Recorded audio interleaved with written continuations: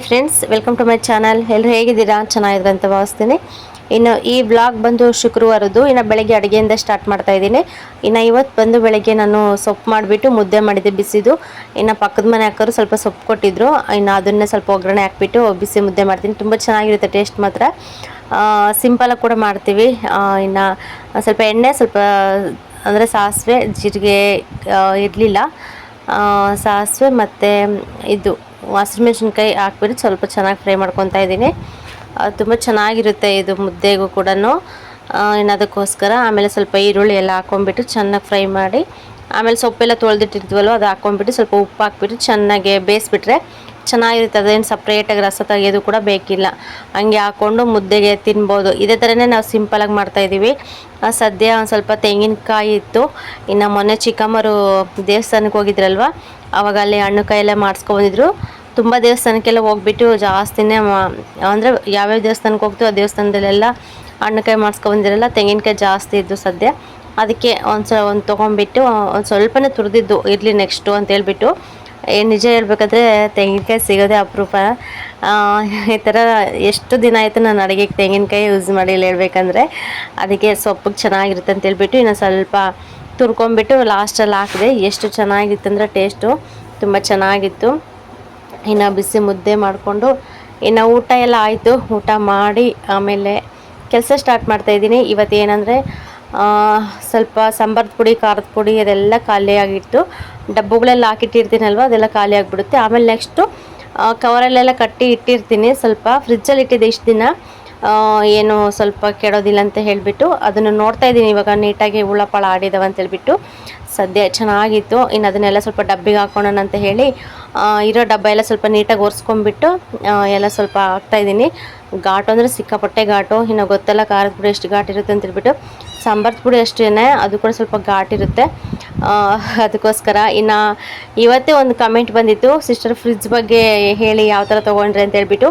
ನಿಜವಾಗ್ಲೂ ಬೇಜಾರಾಯಿತು ನನಗೆ. ಏನು ಗೊತ್ತಾ, ಫ್ರಿಜ್ ನೀಟಾಗೆಲ್ಲ ತೋರಿಸೋಣ ಅಂತ ಅಂದ್ಕೊಂಡೆ, ಬಟ್ ಅದು ಸ್ವಲ್ಪ ರಿಪೇರಿ ಆಗಿಬಿಟ್ಟಿದೆ. ಅದಕ್ಕೋಸ್ಕರ ಅದನ್ನು ಎತ್ತಿಡೋ ಅಂಥ ಪರಿಸ್ಥಿತಿ ಬಂದುಬಿಡ್ತು. ಅದಕ್ಕೆ ಅದರಲ್ಲಿರೋ ಐಟಮ್ ಎಲ್ಲ ತೊಗೊಂಡ್ಬಿಟ್ಟು ಇವಾಗ ನಾನು ಈ ಡಬ್ಬಿಗಳೆಲ್ಲ ಖಾಲಿಯಾಗಿದ್ವಲ್ವ, ಅದಕ್ಕೋಸ್ಕರ ಇನ್ನು ಅದು ಏನೇನು ಐಟಮ್ ಇದೆ ಅದೆಲ್ಲ ಕೂಡ ಡಬ್ಬಿಗೆ ಹಾಕೊಂಡ್ಬಿಟ್ಟು ಎಲ್ಲ ನೀಟಾಗಿ ಜೋಡಿಸ್ಕೊಳ್ಳೋಣ ಅಂತ ಹೇಳ್ಬಿಟ್ಟು ಖಾಲಿ ಮಾಡ್ತಾಯಿದ್ದೀನಿ ಫ್ರಿಜ್ ಬಂದು. ಇನ್ನು ಇದು ಬಂದು ಗೋದ್ರೇಜ್ ಕಂಪನಿಯವ್ರದ್ದು. ತುಂಬ ಚೆನ್ನಾಗಿದೆ ಇದು, ಕ್ವಾಲಿಟಿ ಕೂಡ ಚೆನ್ನಾಗಿದೆ. ಅಂದರೆ ತುಂಬ ಚೆನ್ನಾಗಿ ವರ್ಕ್ ಕೂಡ ಮಾಡ್ತಾಯಿದೆ ಫ್ರಿಜ್ಜು. ಸೂಪರಾಗಿದೆ, ನನಗಂತೂ ತುಂಬ ಇಷ್ಟ ಆಯಿತು. ಇನ್ನು ನಾವು ತಗೊಳ್ಳೋ ಐಡಿಯಾನೇ ಇರಲಿಲ್ಲ. ಇನ್ನು ಫಸ್ಟಿಗೆ ನಮ್ಮದು ಅಂಗಡಿ ಇತ್ತಲ್ವ, ಇನ್ನು ಅಂಗಡಿ ಅಂದಮೇಲೆ ಫ್ರಿಜ್ ಇರಲೇಬೇಕು. ಕೂಲ್ ಡ್ರಿಂಕ್ಸ್ ಎಲ್ಲ ಮಾರ್ತಿರ್ತೀವಲ್ವ, ಮತ್ತು ಮೊಸರು ಪ್ಯಾಕೆಟ್ ಅವೆಲ್ಲ ಕಂಪಲ್ಸರಿ ಇಟ್ಕೊಂಡಿದ್ದೆ ನಾನು ಮುಂಚೆ. ಅದಕ್ಕೋಸ್ಕರ ಇನ್ನು ತೊಗೊಂಬಂದಿದ್ದೆ. ಇದು ಬಂದು ನಾನು ಕಂತಿನಲ್ಲಿ ತೊಗೊಂಬಂದಿದ್ದೆ, ಅಂದರೆ EMIಯಲ್ಲಿ ತೊಗೊಬಂದಿದ್ದೆ ನಾನು. ಕಂತಿನ ಮುಖಾಂತರ ಅಂದರೆ ಕ್ಯಾಶ್ 5,000 ಕಟ್ಬಿಟ್ಟು ಇನ್ನು ಮಿಕ್ಕಿದ ಅಮೌಂಟನ್ನ ನಾನು ಕಂತಿನ ಮೂಲಕ ಕಟ್ಕೊಂಡು ಹೋಗ್ತಾಯಿದ್ದೆ. ತಿಂಗಳಿಗೆ ಬಂದು 1,500 ರೂಪಾಯಿ ಕಟ್ತಾಯಿದ್ದೆ ನಾನು. ಫಸ್ಟಿಗೆ 5,000 ಕಟ್ಟಿದ್ದೆ. ಇದು ಬಂದು ಫ್ರಿಜ್ ಬಂದು 13,000 ಕ್ಯಾಶ್ ಕೊಟ್ಟಿದ್ರೆ ಫುಲ್ 13,000 ಕೊಡ್ಬೋದಿತ್ತು. ನಾವು ಬಂದು EMIಯಲ್ಲಿ ತೊಗೊಂಡವಲ್ವ, ಅದಕ್ಕೆ ನಮಗೆ ಒಂದು ಸ್ವಲ್ಪ ಬಡ್ಡಿ ಜಾಸ್ತಿ ಬಿತ್ತು. ಜಾಸ್ತಿ ಅಂದರೆ ಸ್ವಲ್ಪ ಪರವಾಗಿಲ್ಲ, ಅಷ್ಟೇನು ಜಾಸ್ತಿ ಇಲ್ಲ. ಇನ್ನು ಲಾಸ್ಟಲ್ಲೆಲ್ಲ ಟೋಟಲೆಲ್ಲ ಮಾಡಿದಾಗ 14,800 ರೂಪಾಯಿನ ಬಂದಿದೆ ನಮಗೆ. ಅದು ಅಷ್ಟಾಯಿತು. ಇನ್ನು ತಿಂಗಳ 8 ತಿಂಗಳು ಹಾಕ್ಸ್ಕೊಂಡಿದ್ವಿ ಕಂತು. ಇನ್ನು 8 ತಿಂಗಳಿಗೆ ಮತ್ತು ನಾನು ಮುಂಚೆ 5,000 ಎಲ್ಲ ಕಟ್ಟಿದ್ನಲ್ವ, ಅದಕ್ಕೂ ಇದಕ್ಕೆಲ್ಲ ಸೇರಿಬಿಟ್ಟು ನಾ 14,800 ರೂಪಾಯಿ ಆಗಿದೆ. ಇದು ಬಂದು ಫ್ರಿಜ್ ಬಂದು ತುಂಬ ಚೆನ್ನಾಗಿದೆ ಇದು. ಇನ್ನು ಸದ್ಯ ಇದನ್ನು ತೆಗೆದು ನಮ್ಮ ಅಣ್ಣರ ಮನೆಗೆ ಶಿಫ್ಟ್ ಮಾಡಿಬಿಟ್ವಿ ನಾವು ಸಾಯಂಕಾಲ. ಏನಕ್ಕಂದರೆ ಅಲ್ಲಿ ಸ್ವಲ್ಪ ಮಲ್ಕೊಳ್ಳೋದು ಕೂಡ ಜಾಗ ಆಗ್ತಾ ಇರಲಿಲ್ಲ. ಇನ್ನು ನಾನು ಕೂಡ ಏನು ಜಾಸ್ತಿ ಇವಾಗ ಅದರ ಅವಶ್ಯಕತೆ ಇರಲಿಲ್ಲ ನನಗೆ, ಫ್ರಿಜ್ಜಿನ ಅವಶ್ಯಕತೆ. ಹಾಗಾಗಿ ನಾನು ಅದನ್ನು ಎತ್ತಿಟ್ಬಿಟ್ಟೆ. ನೋಡೋಣ ಸ್ವಲ್ಪ ಚಪ್ಪರ ಎಲ್ಲ ನೀಟಾಗಿ ಹಾಕ್ಕೊಂಡ್ಮೇಲೆ ಹೊರಗಡೆಗೆ ಇಡೋಣ ಅಂತ ಹೇಳ್ಬಿಟ್ಟು ಇನ್ನು ಸದ್ಯಕ್ಕೆ ಇವಾಗ ಎತ್ತಿಟ್ಟಿದ್ದೀನಿ. ಅದೇನು ಇವಾಗ ನನಗೆ ಅಷ್ಟೊಂದು ಇದಿಲ್ಲ ಅಂತೇಳ್ಬಿಟ್ಟು ಇನ್ನು ನೋಡ್ತಾ ಇರ್ಬೋದು. ಅದೆಲ್ಲ ಕೂಡ ಎತ್ತಿಟ್ಟು ಎಲ್ಲ ಕ್ಲೀನ್ ಮಾಡೋಷ್ಟೊತ್ತಿಗೆ ನಿಜವಾಗ್ಲೂ ಸಾಕಾಯಿತು. ಇನ್ನು ಪಾತ್ರೆ ಅಂತೂ ಒಂದು ರಾಶಿ ಪಾತ್ರೆ ಇತ್ತು. ಇನ್ನು ಚಿಕ್ಕಮ್ಮಂತೂ ಬೆಳಗ್ಗೆನೇ ಕೆಲ್ಸಕ್ಕೆ ಹೋಗಿದ್ರು ಇವತ್ತು. ಕೆಲ್ಸಕ್ಕೆ ಹೋಗಿರೋದ್ರಿಂದ ಅವ್ರು ಬೆಳಗ್ಗೆನೇ ಎಲ್ಲ ಕೆಲಸ ಎಲ್ಲ ಮುಗಿಸ್ಬಿಟ್ಟು ಇನ್ನು ಇರೋ ಬರೋ ಪಾತ್ರೆ ಎಲ್ಲ ತೊಳೆದ್ಬಿಟ್ಟು ಎಲ್ಲ ಕ್ಲೀನ್ ಮಾಡಿ ಹೋಗಿದ್ರು. ಇನ್ನು ನಾನು ಬಂದು ಅದೆಲ್ಲ ಕೂಡ ಡಬ್ಬಿಗೆಲ್ಲ ಹಾಕ್ಬಿಟ್ಟು ಅದೆಲ್ಲ ತುಂಬಿ ಮತ್ತು ಸ್ವಲ್ಪ ಧೂಳೆಲ್ಲ ಒರೆಸ್ಕೊಂಡು ನೀಟಾಗಿ ಇನ್ನು ಪಾತ್ರೆ ಎಲ್ಲ ತೊಳೆದ್ಬಿಟ್ಟು ಸ್ಟ್ಯಾಂಡಿಗೆ ಹಾಕ್ತಾಯಿದ್ದೀನಿ. ಇನ್ನು ಶುಕ್ರವಾರ ಬೇರೆ ತುಂಬ ಕೆಲಸ ಇರುತ್ತೆ, ಇನ್ನು ಪೂಜೆ ಕೂಡ ಮಾಡ್ಬೇಕು ಸಾಯಂಕಾಲ ಅಂತ ಹೇಳಿ. ಇನ್ನು ಶ್ರಾವಣ ಶುಕ್ರವಾರ ಅಲ್ವಾ, ಅದಕ್ಕೋಸ್ಕರ ಇನ್ನು ಸಿಂಪಲಾಗೆ ಪೂಜೆ ಮಾಡ್ತೀವಿ ಡೈಲಿ ಯಾವ ಥರನೋ ಅದೇ ಥರನೇ. ಇನ್ನು ಶುಕ್ರವಾರ ಮಂಗಳವಾರ ಅಂತಂದರೆ ಅದು ಅಷ್ಟೊಂದೇನು ಇದ್ದಿರಲಿಲ್ಲ. ಇನ್ನು ಹೂವು ಸಿಕ್ಕರಂತೂ ಹೂವು ಇಟ್ಟು ಪೂಜೆ ಮಾಡ್ತೀವಿ, ಹೂವು ಸಿಗಲಿಲ್ಲ ಅಂದರೆ ಇನ್ನು ಹಂಗೇನೆ ದೀಪ ಹಚ್ಬಿಟ್ಟು ಇನ್ನು ಒಂದು ಕಡೆ ಹಚ್ಬಿಟ್ಟು ಮುಗಿಸೋದಷ್ಟೇ. ಇನ್ನು ಸಿಂಪಲ್ ಪೂಜೆ. ಇನ್ನು ಸ್ವಲ್ಪ ಚಿಕ್ಕದು ಇದು ರೂಮು, ಸಖತ್ತು ಚಿಕ್ಕದಾಗಿದೆ. ಎಷ್ಟು ಸೆಟ್ ಮಾಡಿದ್ರು ಕೂಡ ನೀಟಾಗಿ ಸೆಟ್ ಆಗ್ತಿಲ್ಲ ನನಗಂತೂ. ಒಂದೊಂದು ಸತಿ ಎಲ್ಲ ಅಂದರೆ ಒಂದತ್ರ ಇಟ್ಟಿರೋ ಐಟಮ್ ಒಂದತ್ರ ನೀಡೋದಿಲ್ಲ.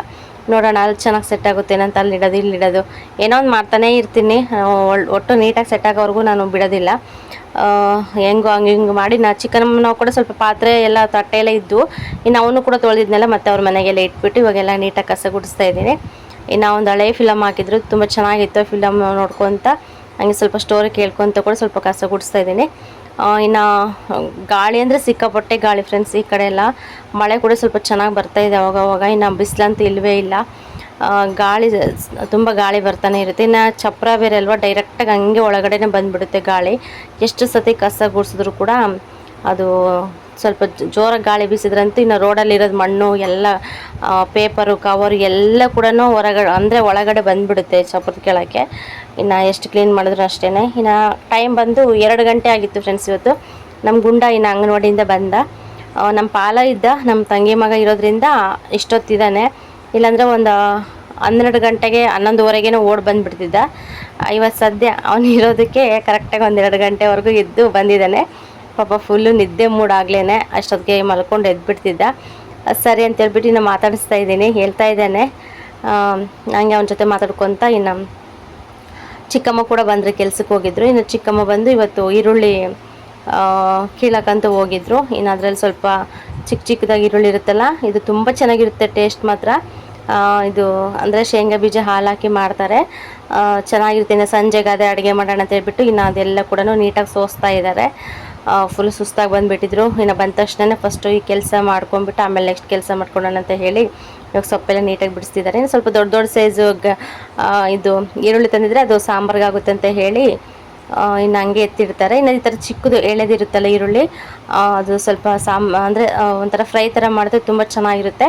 ಏನಿಲ್ಲ, ಹಸಿರು ಮೆಣಸಿನ್ಕಾಯಿ ಮತ್ತು ಹಸಿರು ಶೇಂಗಾ ಬೀಜ ಅವನ್ನ ಚೆನ್ನಾಗಿ ರುಬ್ಬಿಬಿಟ್ಟು ಇನ್ನು ಇದು ಸ್ವಲ್ಪ ಒಗ್ಗರಣೆ ಹಾಕ್ಬಿಟ್ಟು ಅದು ರುಬ್ಕೊಂಡಿರ್ತೀವಲ್ವ ಅದನ್ನ ಹಾಕಿ ಮಿಕ್ಸ್ ಮಾಡಿ ಸ್ವಲ್ಪ ಬೇಯಿಸ್ಬಿಟ್ರೆ ನಿಜವಾಗ್ಲೂ ಎಷ್ಟು ಚೆನ್ನಾಗಿರುತ್ತೆ ಗೊತ್ತಾ, ತುಂಬ ಚೆನ್ನಾಗಿರುತ್ತೆ. ಇನ್ನು ಅದು ಮಾಡಿಬಿಟ್ಟು ನೈಟ್ಗೆ ಬಿಸಿ ಮುದ್ದೆ ಮಾಡೋಣ ಅಂತ ಹೇಳಿ ಇವಾಗೆಲ್ಲ ಸ್ವಲ್ಪ ರೆಡಿ ಮಾಡ್ಕೊತಾ ಇದ್ದಾರೆ.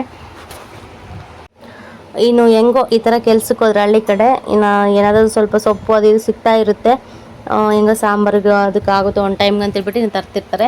ಇಲ್ಲಿ ನಮ್ಮ ಗುಂಡಂತೂ ಒಂದು ಚಿಪ್ಸ್ ಪಾಕೆಟ್ ತೊಗೊಂಬಂದಿದ್ದೆ ಕುರ್ಕುರೆದು. ಅಮ್ಮ ನನಗೆ ಇದು ಬೇಕು ಅದರಲ್ಲಿ ಬಂದು ಗಿಫ್ಟ್ ಇದ್ದು ಒಂಥರ ಕಾರು ಮತ್ತು ಬೈಕು ಆ ಥರ ಎಲ್ಲ ಗಿಫ್ಟ್ ಇದ್ದು. ಇದು ಬೊಂಬೆ ಬೇಕು ಅಂತ ಹಠ ಮಾಡ್ತಾ ಇದ್ದ. ಏನು ಮಾಡಿದ್ರು ಕೂಡ ಸುಮ್ಮನೆ ಇರ್ತಿರ್ಲಿಲ್ಲ. ಅಲ್ಲಿಗೂ ಒಂದು ತರಿಸಿದ್ದು, ನೋಡೋಣ ಅದು ಗಿಫ್ಟ್ ಬರುತ್ತೇನಂತ ತರಿಸಿದ್ರೆ, ಬಟ್ ಅದರಲ್ಲಿ ಗಿಫ್ಟೇ ಬರಲಿಲ್ಲ, ಬೇರೆದೇನೇ ಬಂತು. ಅದಕ್ಕೂ ಕೂಡ ಒಂದು ಅರ್ಧ ಅಷ್ಟು ಹಠ ಮಾಡ್ದೆ. ಸರಿ ಬಿಡಿ, ಇನ್ನೇನು ಮಾಡೋಕ್ಕಾಗಲ್ಲ ಅಂತ ಹೇಳಿ ಹೆಂಗೋ ಹಂಗೂ ಹಿಂಗೂ ಮಾಡಿ ಸಮಾಧಾನ ಮಾಡಿದ್ವಿ. ಇನ್ನು ಸಾಯಂಕಾಲ ಕೂಡ ಆಯಿತು. ಈ ಚಿಕ್ಕಮ್ಮ ಬಂದು ಇವಾಗ ಅದನ್ನೆಲ್ಲ ಸ್ವಲ್ಪ ಸೋಸಿಟ್ಟಿದ್ರಲ್ಲ ಅದೆಲ್ಲ ಸ್ವಲ್ಪ ಕಟ್ ಮಾಡ್ತಾ ಇದ್ದಾರೆ. ಮಾಡಿಬಿಡೋಣ ಬೇಗ ಅಂತ ಹೇಳಿ. ಇನ್ನು ಚಿಕ್ಕಪ್ಪ ಅವರೆಲ್ಲ ನಮ್ಮ ಅಣ್ಣವರೆಲ್ಲ ಕೂಡ ಗರಿ ಹಾಕೊಂಬರ್ಬೇಕಂತೇಳ್ಬಿಟ್ಟು ಇನ್ನು ತೋಟಕ್ಕೆ ಹೋಗಿದ್ರು. ಇನ್ನು ಚಿಕ್ಕಪ್ಪ ಕೂಡ ಬೆಳಗ್ಗೆ ಊಟ ಮಾಡಿದವರು, ಅವರು ಮತ್ತೆ ಮಧ್ಯಾಹ್ನ ಹಂಗೆಲ್ಲ ಊಟ ಮಾಡೋದಿಲ್ಲ, ಹೊಟ್ಟೆ ಹಸ್ಕೊಂಡು ಬಂದುಬಿಡ್ತಾರೆ ಅಂತ ಹೇಳಿ ಸ್ವಲ್ಪ ಬೇಗನೆ ಅಡುಗೆ ಮಾಡ್ತಾಯಿದ್ದೆ. ನಮ್ಮ ತಮ್ಮನೂ ಅಷ್ಟೇ ಬೆಳಗ್ಗೆ ಊಟ ಇಲ್ಲಿ ಏನು ಟಿಫನ್ನು ಮಾಡಲ್ಲ, ಏನಿಲ್ಲ, ಹಂಗೆ ಹೋಗ್ಬಿಡ್ತಾನೆ. ಅದಕ್ಕೆ ಅವನು ಕೂಡ ಹೊಟ್ಟೆ ಹಸುಗೋ ಬರ್ತಾನೆ ಅಂತ ಹೇಳಿಬಿಟ್ಟು ಬೇಗ ಮಾಡೋಣ ಅಂತೇಳಿ ಎಲ್ಲ ಜೋಡಿಸಿಟ್ರು.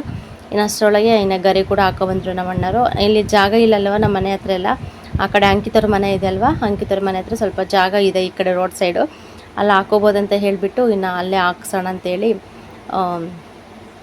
ಅದು ಟ್ಯಾಕ್ಟ್ರಿಗೆ ಹಾಕೊಬಂದಿದ್ರು ಫುಲ್ಲು ಒಂದು ಲೋಡು. ಅದನ್ನೇ ಸ್ವಲ್ಪ ಇದು ಮಾಡ್ತಾಯಿದ್ದಾರೆ. ಇದು ಬಂದು ತೆಂಗಿನ ಗರಿ. ಈ ಕಡೆ ಸ್ವಲ್ಪ ತೋಟಗಳ ಕಡೆ ಹೋಗ್ಬೇಕು, ದೂರ ತೋಟಗಳಿಗೆಲ್ಲ ಹೋಗ್ಬಿಟ್ಟು ಇನ್ನು ಕೇಳಿದ್ರೆ ಇನ್ನು ದುಡ್ಡು ಕೊಟ್ಟು ನಾವೇ ಅದನ್ನು ಮರದಲ್ಲಿದ್ದರೆ ಕಡ್ಕೊಂಡು ಒಂಥರ ಟ್ಯಾಕ್ಟ್ರಿನ ತೊಗೊಂಡೋಗಿ ಹಾಕೊಂಬರ್ಬೇಕು. ಸರಿ ಬಿಡು, ಒಟ್ಟು ಎಲ್ಲ ಟೋಟಲ್ ಒಂದು 450 ಗರಿ ಇದ್ದು ಅನಿಸುತ್ತೆ.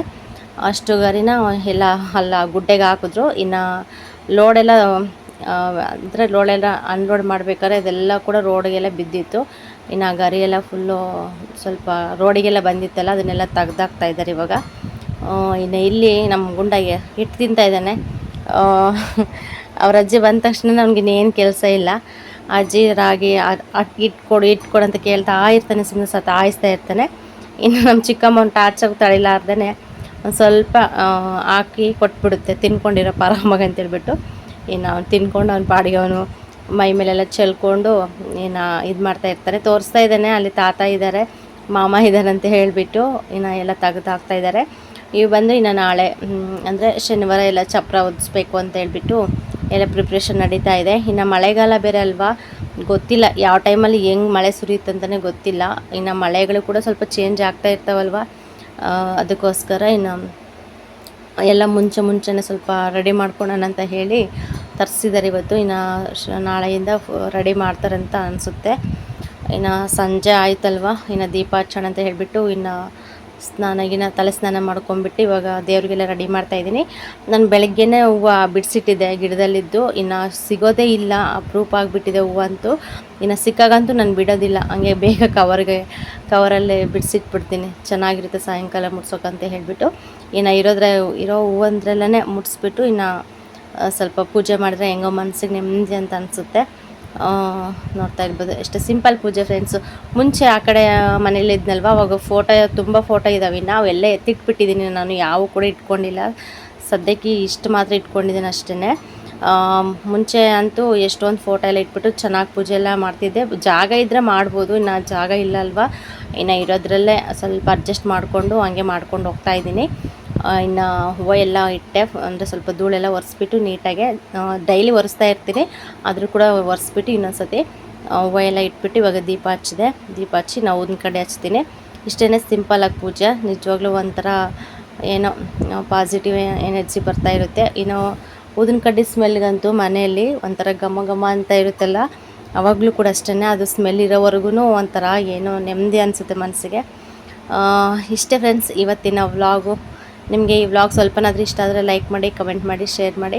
ಹಾಗೆ ಯಾರಾದರೂ ಹೊಸ್ದಾಗಿ ನನ್ನ ಚಾನಲ್ ನೋಡಿದ್ರೆ ಪ್ಲೀಸ್ ಸಬ್ಸ್ಕ್ರೈಬ್ ಮಾಡ್ಕೊಂಡು ಚಾನಲ್ ನೋಡಿ, ಹಾಗೆ ಸಪೋರ್ಟ್ ಮಾಡಿ. ನಾನು ನೆಕ್ಸ್ಟ್ ವೀಡಿಯೋದಲ್ಲಿ ಫ್ರಿಜ್ನ ಸ್ವಲ್ಪ ನೀಟಾಗಿ ತೋರಿಸ್ಬಿಟ್ಟು ಹೇಳ್ತೀನಿ ಏನು ಯಾವ ಥರ ತೊಗೊಂಡೆ ಅಂತ ಹೇಳ್ಬಿಟ್ಟು ಸರಿಯಾಗಿ. ಇವಾಗ ಸುಮ್ಮನೆ ಹೇಳಿದ್ದೀನಿ ಅಷ್ಟೇ ವ್ಲಾಗಲ್ಲಿ. ನೆಕ್ಸ್ಟ್ ವ್ಲಾಗಲ್ಲೆಲ್ಲ ನೀಟಾಗಿ ತೋರಿಸ್ತೀನಿ ಯಾವ ಥರ ಇದೆ ಅಂತ ಹೇಳಿಬಿಟ್ಟು.